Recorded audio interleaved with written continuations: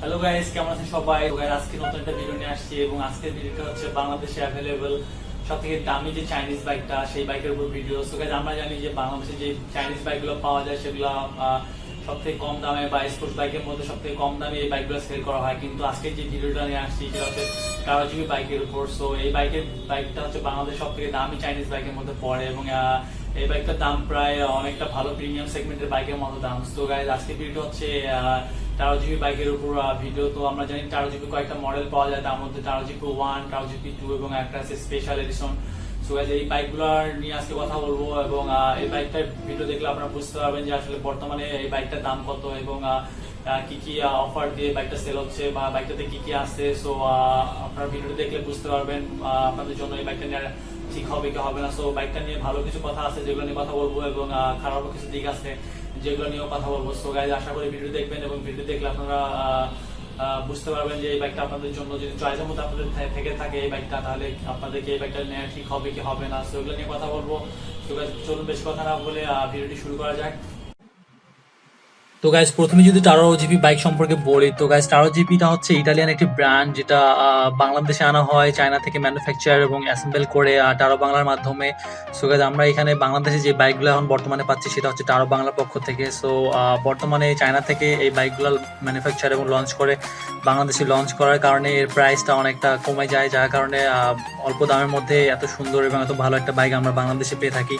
তো গাইস, বাইকের সম্পর্কে কিছু বলার আগে চলুন বাইকটার কালার এবং কি কি কালারে বাংলাদেশে অ্যাভেলেবল আছে সেগুলো দেখে আসি।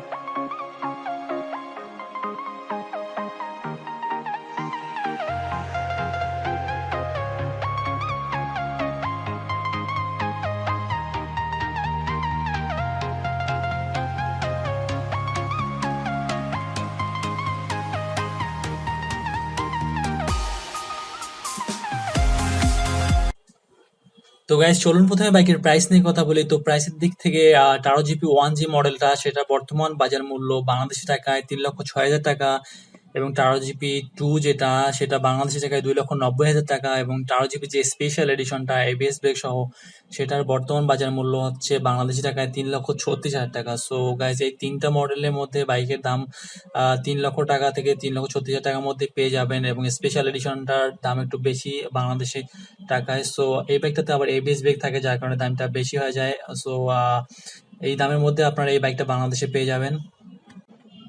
তারপর আসি বাইকের ইঞ্জিন নিয়ে কথা বলার জন্য। তো 13 জিপি 1 এর বর্তমানে যে ইঞ্জিনটা আছে সেটা হচ্ছে 155.2 সিসির একটা ইঞ্জিন, এবং 13 জিপি 2 তে ব্যবহার করা হয়েছে 149.8 সিসির ইঞ্জিন। তো ইঞ্জিন সিসির দিক থেকে 13 জিপি 1 এর ইঞ্জিন সিসি একটু বেশি পাবেন আপনারা। তারপর যদি গাইজ ইঞ্জিনের পাওয়ার নিয়ে কথা বলি, তো পাওয়ারের দিক থেকে 13 জিপি 1 এ আপনারা পাওয়ার পাবেন 16.5 বিএসপি আউটপুট, এবং এটার থেকে টর্ক পাবেন 14.5 নিউটন মিটার টর্ক। আর 13 জিপি 2 যেটা সেটাতে আপনারা 16 বিএইচপি আউটপুট পাবেন এবং টর্ক পাবেন 14.5 নিউটন মিটার। সো টর্কের দিক থেকে দুইটা বাইকেই সেম টর্ক পাবেন, শুধু বিএইচপি দিক থেকে 13 জিপি 1 এ একটু বেশি বিএইচপি পাবেন আপনারা। তারপর যদি গাইজ বাইকের টপ স্পিড নিয়ে কথা বলি, তো টপ স্পিডের দিক থেকে 13 জিপি 1 এ আপনারা যদি সর্বোচ্চ টপ স্পিড পান তাহলে 140 থেকে 150 কিলোমিটার মধ্যে পেয়ে যাবেন, এবং 13 জিপি 2 যেটা সেটাতেও আপনারা টপ স্পিড 140 থেকে 150 কিলোমিটার মতো পেয়ে যাবেন। সো টপ স্পিডের দিক থেকে প্রায় দুইটা বাইকই সেম থাকে, কাছাকাছি থাকে। তারপর যদি গাইজ বাইকটির মাইলেজ নিয়ে কথা বলি, তো মাইলেজের দিক থেকে 13 জিপি 1 এবং 13 জিপি 2 দুটোতেই আপনারা সর্বোচ্চ মাইলেজ 30 থেকে 35 কিলোমিটার পেয়ে যাবেন। সো বাইকটা বেশি মাইলেজ পাইতে গেলে অবশ্যই আপনাদের ভালোভাবে মেনটেন করতে হবে। সো ব্রেকিং পিরিয়ড যে ব্যাপারটা আছে সেটা সুন্দরভাবে মেনটেন করে বাইকটা চালাইতে হবে, তাহলে আপনারা অবশ্যই ভালো মাইলেজ পাবেন বাইকটা থেকে। এরপর আসি বাইকের টায়ার নিয়ে কথা বলার জন্য। সো গাইস, টাও জিপি ওয়ান যেটা, সেটা সামনের চাকায় যে টায়ারটা ব্যবহার করা হয়েছে সেটা হচ্ছে 110/70 সেকশন টায়ার, এবং এই টায়ারটা হচ্ছে টিউবলেস। এবং পিছনে যে টায়ারটা ব্যবহার করেছে সেটা হচ্ছে 150/70 সেকশন টায়ার।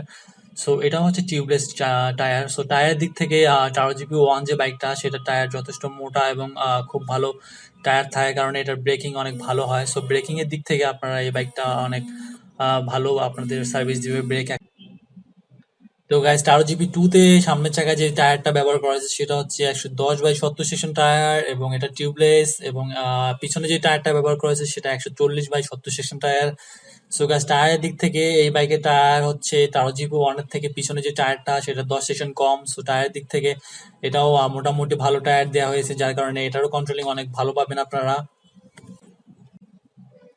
তো গাইস, টায়ারের পরে যদি ব্রেক নিয়ে কথা বলি, সো ব্রেকিং এর দিক থেকেও বাইকটা অনেক এগিয়ে থাকে। এবং এই বাইকটির সামনের চাকায় যে ব্রেকটা ব্যবহার করা হয়েছে সেটা হচ্ছে ডুয়েল ডিস্ক, 300 মিলিমিটারের ডুয়েল ডিস্ক ব্যবহার করা হয়েছে, যার কারণে ব্রেকিং অনেক ভালো থাকে, ভালো হয়ে যায় এই বাইকটার। এবং ব্রেকিং এর দিক থেকে এই বাইকটি সব থেকে এগিয়ে থাকে বাংলাদেশের অন্যান্য বাইকের থেকে।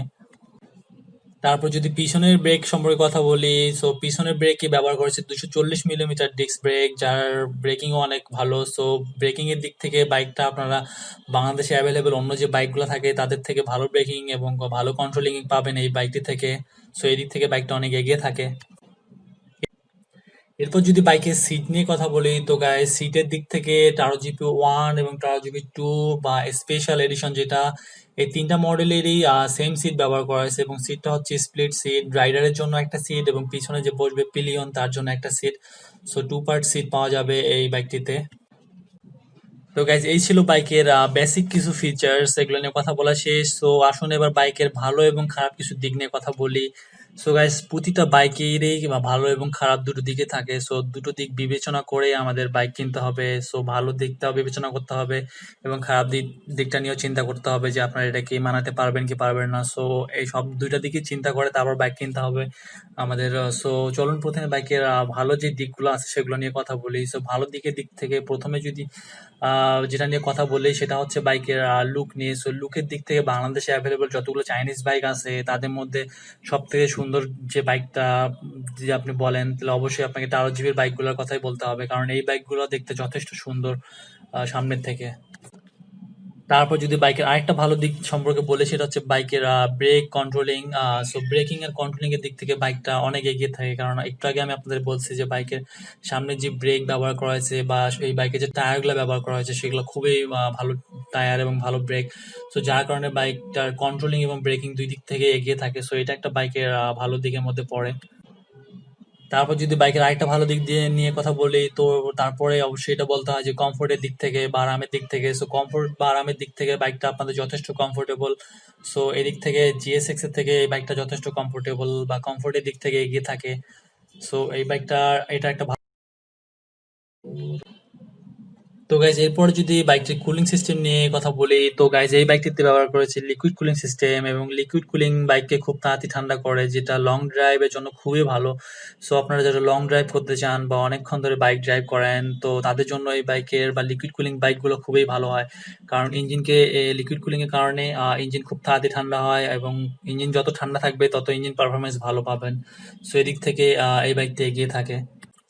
তো গাইস, এগুলো ছিল বাইকের মোটামুটি ভালো কিছু দিক, এবং এরপর আসুন যে বাইকের খারাপ কিছু দিক নিয়ে কথা বলি। তো খারাপ দিকগুলোর মধ্যে প্রথমে যে দিকটা নিয়ে কথা বলতে হয় সেটা হচ্ছে এই বাইকের মাইলেজ নিয়ে। সো মাইলেজের দিক থেকে এই বাইকটা অবশ্যই আপনাদের বেশি মাইলেজ দিবে না। সো যারা মাইলেজ নিয়ে খুব বেশি টেনশন করেন, বেশি মাইলেজ চান, তাদের জন্য এই বাইকটা কখনোই সাজেস্ট করা যাবে না। সো মাইলেজের দিক থেকে এই বাইকটা অনেক পিছিয়ে থাকে। সো আপনারা মাইলেজ ওয়ালা বাইক বা বেশি মাইলেজ ওয়ালা বাইক কিনতে চাইলে এই বাইকটা আপনাদের ইগনোর করতে হবে। তারপর যদি আসি গাড়ির সাইজ নিয়ে কথা বলার জন্য, তো গাইজ, টারো জিপি যে বাইক গুলা সেগুলো যথেষ্ট বড় সাইজের বাইক। সো এই বাইকগুলো নিয়ে আপনারা সিটিতে রাইড করা অনেক কষ্টকর হয়ে যাবে, কারণ ঢাকা শহরের রাস্তায় যথেষ্ট জ্যাম থাকে, যেখানে সেখানে জ্যাম। সো এত বড় বাইক নিয়ে জ্যামের মধ্যে মুভ করা আপনাদের জন্য অনেক কষ্টকর হয়ে যাবে। সো এটা দিক আপনাদের বিবেচনা করতে হবে, তারপরে বাইকটা কিনতে হবে। সো গাইজ, তারপরে যদি আরেকটা দিক আছে যেটা নিয়ে কথা না বললেই নয়, তো আমাদের দেশে একটা আহ, প্রথা আছে, সেটা হচ্ছে চায়না বেশি দিন যায় না বা চাইনিজ বা এরকম কোনো কিছুই বাঙালি পছন্দ করে না। সো সো গাইজ এই বাইকটা যেহেতু চায়না, সো এটা আপনাদের সেল করতে গেলে অবশ্যই আপনারা যথেষ্ট মূল্য পাবেন না, বা কেউ আপনাকে বেশি মূল্য বলবেও না যতদিন না কেউ বাইকটা সম্পর্কে জানে। সো গাইজ আপনারা এই বাইকটা রিসেল করতে গেলে আপনাদের অবশ্যই কম টাকায় সেল করতে হবে বাইকটা। তো গাইজ এগুলো ছিল মোটামুটি বাইকের খারাপ কিছু দিক। সো এই দুইটা দিকে বিবেচনা করে আপনারা বাইক কিনবেন। সো বাইকটা যথেষ্ট ভালো দিকও আছে এবং খারাপ দিকও আছে। সো যারা বাইকটা পছন্দ করেন তারা এই দুইটা দিক বিবেচনা করে তারপর বাইকটা কিনবেন। সো আমার ভিডিওটা ভালো লাগলে অবশ্যই আমার চ্যানেলটি সাবস্ক্রাইব করবেন এবং ভিডিওটি লাইক দেবেন। আর ভিডিওটি দেখার জন্য থ্যাংক ইউ।